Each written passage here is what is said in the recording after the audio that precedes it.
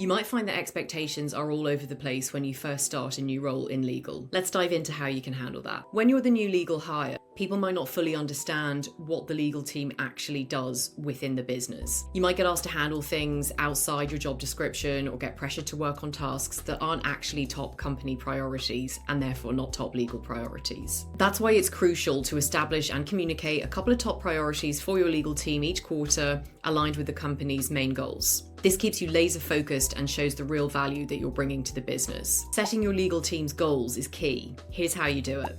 Find out what the company's goals are. Ideally, you will have been told these really clearly during your interview process, potentially not. What you need to do is find out from either the people team or the leadership team that will definitely know. It's possible they're stored somewhere neatly within your business's Notion space or shared intranet, wherever that platform is. And if they're not, if you can't find them, double check. Ideally with the people team, they're there to help everyone when they're new at a company.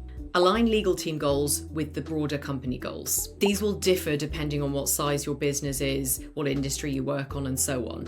In rapid scale, for example, at a tech company, you'll definitely need one around how fast you turn around contracts. The point of aligning team goals with company goals is to prove that you're all swimming in the same direction as the business. Work with stakeholders that will help you to define what your team goals are. For example, ask the VP of sales, what's the optimum turnaround time for a given contract? Document and share your team goals as visibly as possible. What you want to do here is write down your team goals and save them somewhere shareable, like in Notion, Google Workspace, so that your entire team can easily refer back to them and the wider business. Also want to pick a format when you're writing them down that the wider business uses. So a lot of companies use the KPI structure, key performance indicators.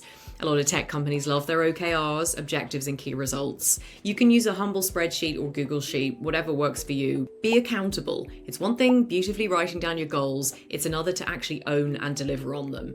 What you want to do here is regularly refer back to what your goals are, track progress on them, and report on them to your leadership team. By doing this, you'll keep your team aligned and show your impact from day one. It's totally okay if goals change. This actually is particularly common when you're scaling a business because goalposts can move, revenue targets, and so on.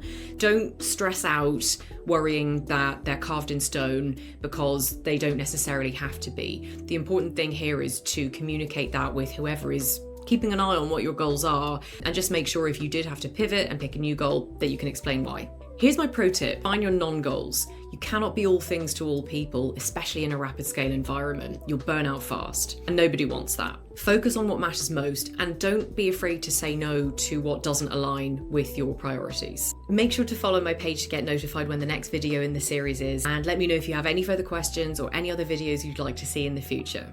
See you soon.